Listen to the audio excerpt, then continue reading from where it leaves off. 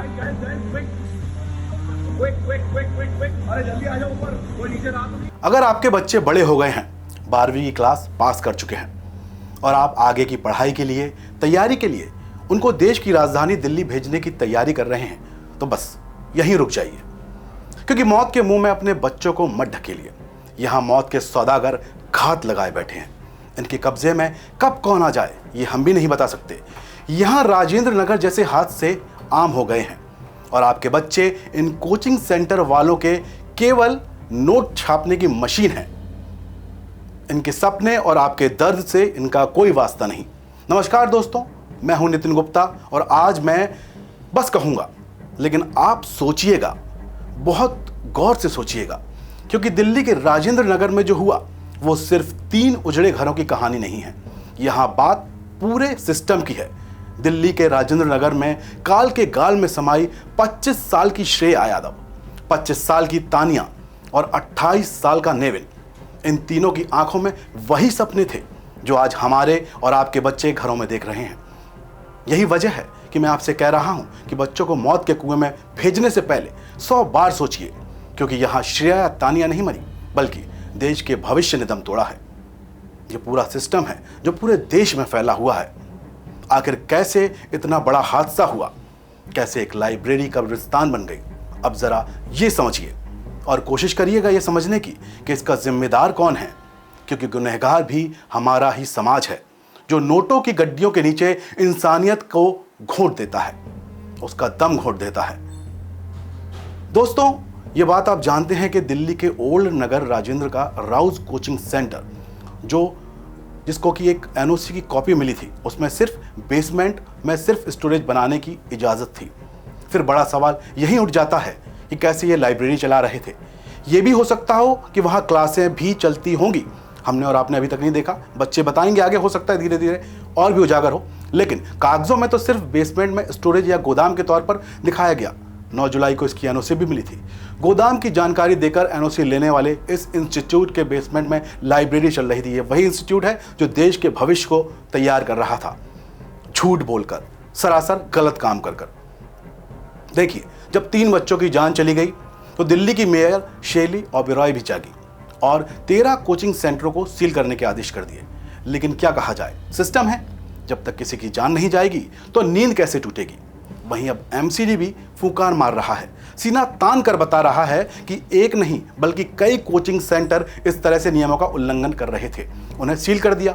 तो साहब ये भी बताइए कि कोई कागजी इजाज़त जो आपकी तरफ से पहले दी गई थी उस पर आकर कभी चेक क्यों नहीं किया गया? क्या फिर टेबल के नीचे से कुछ और ही हुआ?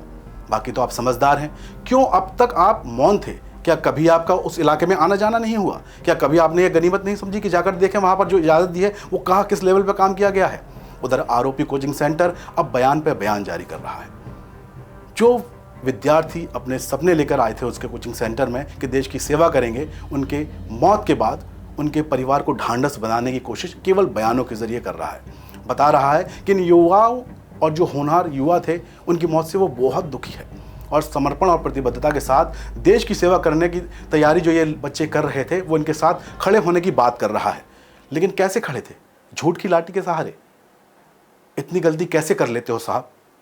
बेसमेंट में बिल्कुल ही हर एक जगह एक आपको एक लाइब्रेरी सभी बेसमेंट में मिलेंगे। एग्जिट गेट एटलीस्ट 2 तो होनी चाहिए। एग्जिट गेट यहाँ पे 1 है और आपको जो बायोमेट्रिक वो जो है उसको ला के अंदर कुछ भी हुआ है ना तो बाहर के कुछ भी नहीं कर सकते, क्योंकि वो खुलेंगे ही नहीं गेट। उसकी वजह से बहुत प्रॉब्लम हो, वो सब नहीं होनी चाहिए बिल्कुल भी। यहाँ का कंस्ट्रक्शन वैसा है, यहाँ पे ओनर और दिल्ली सरकारी दोनों की मिली भगत थी, उन्होंने काम करवाया भी, बच्चों को आश्वासन देने के लिए भी नहीं है ना, कुछ समझ रहे हैं। 10 लाख रुपए देने की बात करें, 10 लाख रुपए 1 मिनट के हिसाब से कमा लेते हैं। एक क्लास के अंदर कितने बच्चे बैठते हैं और लिमिट हो जाती है, कितने बच्चे, 50 बच्चे, 60 बच्चे, ये बता देते 100 बच्चे, 150 बच्चे कहाँ से लाएंगे?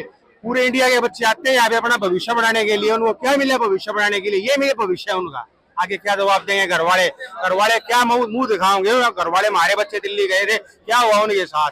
पूरा देश देख रहा है भाई। ये सारे बैठे हैं, सारे एसी में बैठ के, एसी कार में बैठ के, एसी रूम में बैठ के बयान दे रहे हैं, पागल बना रहे हैं। बच्चों के पास को है यार, क्या की नाइंसाफी है ये? सरकार से क्या मांगे?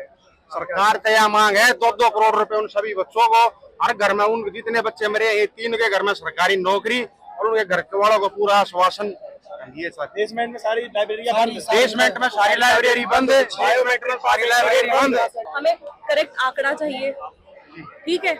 हमें अगर इंजर्ड है तो इंजर्ड लोगों का आंकड़ा चाहिए, पर वो दे ही नहीं रहे इंजर्ड लोगों का आंकड़ा, तो वो सब भी चाहिए हमें, ठीक है। और हमें जवाब चाहिए, टीम लेट क्यों थी उस दिन, रेस्क्यू टीम, ये सारे हमें बस हमें फिलहाल यही चाहिए। हमें सेफ्टी कंसर्न से ही सारी चीजें चाहिए, और बाद में यहाँ की जितनी लाइब्रेरीज है वो बेसमेंट में बंद हो, ये हमारी मांग है।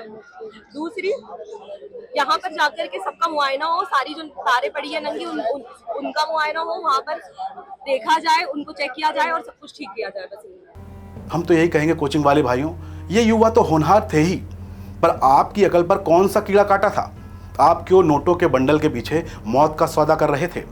क्यों ऐसे देश सेवकों को तैयार कर रहे थे जो पहले ही नियम तोड़ने वाले कोचिंग सेंटर में पढ़ रहे थे? आप अपना गुनाह कभी कबूल नहीं करेंगे, ये हम बहुत अच्छे से जानते हैं, क्योंकि ये भी एक सिस्टम है।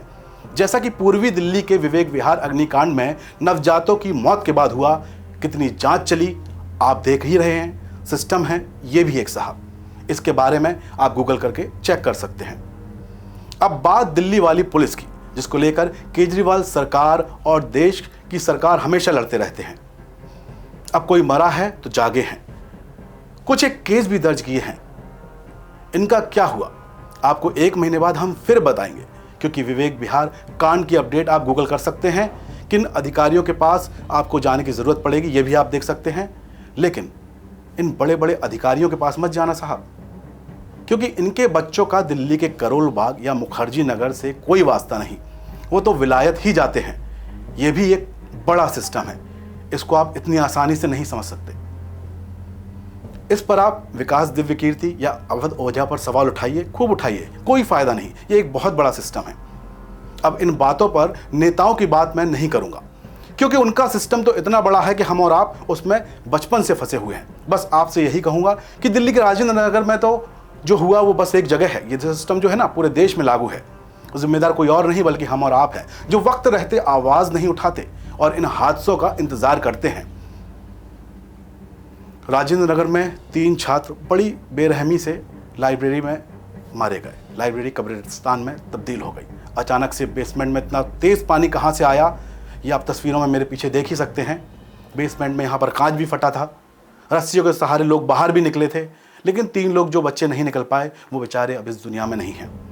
बाकी अब जाग जाओ दोस्तों, और नोट छापने की मशीनों में अपने सपनों को मत झोंको, क्योंकि ये किसी को भी नहीं बख्शेंगे। बाकी हम तो हैं ही आपकी आवाज़ उठाने के लिए, तो हमेशा आपकी आवाज़ उठाते रहेंगे बुलंदी के साथ, क्योंकि हम हैं बुलंद भारत टीवी, ताकत आपकी। जय हिंद, जय भारत।